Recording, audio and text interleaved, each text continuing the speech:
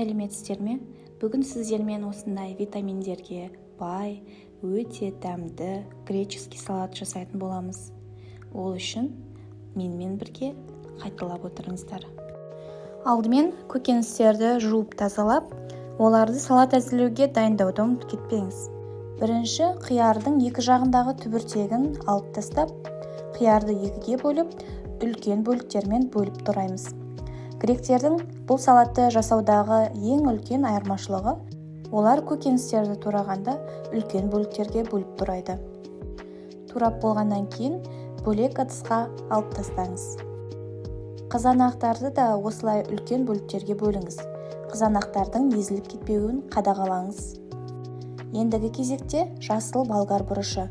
Оны да ішін тазартып, керек емес бөліктерін алып тастап, үлкен бөліктерге бөліп тураймыз. Оны да қызанақ пен қиярдың үстіне қосыңыз. Енді фета сырын турап салу керек, бірақ мен брынзаны қолданамын.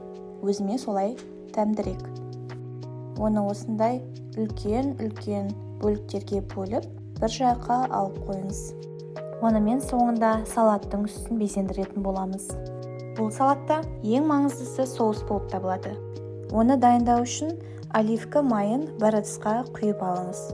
Үстінен орегано, қара бұрыш және тұзды қосып, жақсылап араластырыңыз. Егер оливка майы аз болып қалатын болса, тағы да үстінен қосып араластырсаңыз болады. Дайын соусты біздің көкөністеріміздің үстіне жақсылап араластырып тұрып қосыңыз. Соустың ешқандай бөлігін қалдырмаңыз.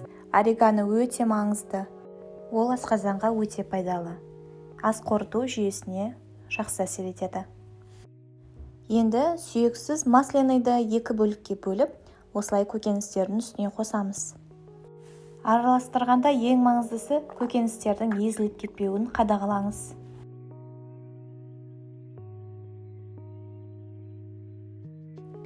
Тарелкаға әдемілеп салып алғаннан кейін, үстіне фета сырын немесе брынзаны әдемілеп қоямыз. Үстінен тағы бір мәрте оливка майын құйып шықсаңыз болады, және орегано приправасын сеуіп әдемілеңіз. Барлықтарыңызға ас болсын. Бұл салат витаминдерге бай әрі өте дәмді. Жақындарыңызды тәтті тағам дайындап қуантып тұрыңыздар. Сіздермен бірге болған Гүлфайруз. Лайк басып, комментарий жазып, маған жазылуды ұмытпаңыздар.